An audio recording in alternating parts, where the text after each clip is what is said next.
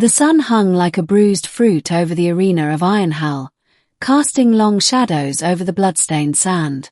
The crowd roared with anticipation, thousands of alien throats vibrating in discordant notes. At the center stood Valkessa the Blade Caller, a towering Wrath warrior queen with violet skin, 6 fingers per hand, and a crown of bone spikes fused into her skull. Valkessa's reputation was legend. She had slain over 200 warriors in the arena. Her signature weapons, twin battle axes forged from star iron, moved as if alive, responding to her telekinetic will. They carved arcs of death through the air, unstoppable, untouchable. And today, she was promised something new, a human. She laughed at the thought. "Send me your best," she had demanded. "Send me your species' final hope, so I may bury it in sand and steel." They had. His name was Rian Holt. 2. The human enigma. Rian stood shirtless in the waiting tunnel, hands loosely wrapped in leather, body lean and scarred. He wasn't the biggest of humanity's fighters, nor the loudest. But his eyes burned with something different, not rage, not fear. Calculation. He stepped into the arena. Valkessa twirled her axes in slow, hypnotic spirals. "You are smaller than I expected." Rian cracked his neck. "You're exactly as loud as I expected." The crowd gasped. An insult. To the Blade Caller. Valkessa's eyes narrowed, and with a thought, her axes soared into motion. 3. The dance begins.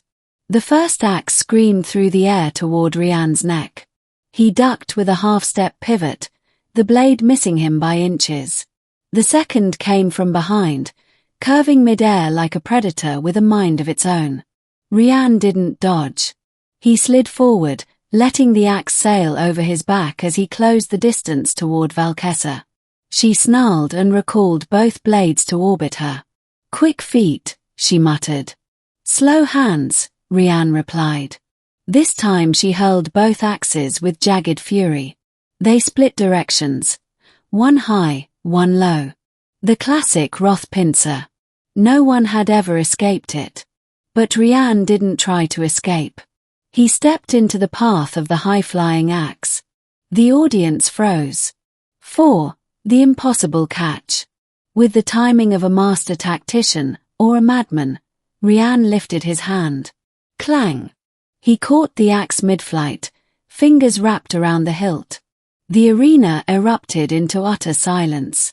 Valkessa's mental link strained, her will pulling the weapon back, but it didn't move. The human held it firm, arm trembling, but victorious. "Your axe," Rian said, flipping it in his hand with unsettling ease, "feels heavier than your ego." "Barely." Valkessa screamed, summoning the second axe back to her. She caught it and launched herself at him, abandoning finesse for brute strength. She struck. He blocked. She struck again. Again, he blocked. Alien metal sang against itself as Rian turned her own weapon against her. He didn't swing wildly. He read her moves, redirected her momentum, turned her rage into vulnerability. And then, the shift. Rian fainted low, then swept her legs. Valkessa crashed to the sand. He placed the stolen axe at her throat. Gasps rippled through the crowd. The Queen of Slaughter, pinned. But he didn't kill her. He stepped back. "Yield," he said. "And leave this arena with your pride intact." She rose slowly, breathing hard. Her remaining axe floated behind her, trembling like a leash held tight. "You could have finished me," she hissed. "I'm not here to entertain murder," Rian said. "I'm here to end it." 6. The challenge beyond. But Valkessa didn't yield. With a cry of fury, she summoned a third axe from the arena walls, an emergency weapon embedded centuries ago. It soared toward her hand. Until Rian turned and caught that one too. Now holding 2 of her weapons, he advanced slowly. She backed away. "You call your axes unstoppable," Rian said, tossing one aside. But maybe it wasn't the blades. He tossed the second aside. Maybe it was the fear you fed your enemies. I don't fear you. She lunged, barehanded. He met her with an open palm to the chest, redirecting her charge, pivoting, and pinning her again with minimal force. The crowd was no longer silent. They were chanting. But not her name. Rian. Rian. Rian. 7. Aftermath. When Valkessa woke in the medic chamber, her bone crown cracked, she expected disgrace. Instead, Rian was sitting beside her, sipping something warm from a steel mug. "You didn't kill me," she whispered. "I told you, I'm not here for the blood." "Then why?"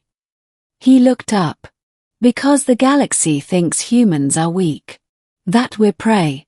I needed to show them, we're not." She turned to him, something shifting behind her eyes. "And now what, human?" He stood, leaving behind the mug. "Now I go. You can keep your axes. Maybe next time, sharpen your mind instead." 8. A new reputation. Valkessa never returned to the arena. She became something else, an instructor, a tactician, a reluctant mentor to those who once worshipped her violence. And Rian Holt. His story spread like wildfire. The man who caught the unstoppable axes. Who fought without hatred. Who walked away from the throne of fame and blood. He didn't vanish. But he only entered the arena once more. Years later, when a new warlord tried to call his species fragile little bones, Rian returned. And the galaxy held its breath. This time, he didn't need to catch a weapon. He was one.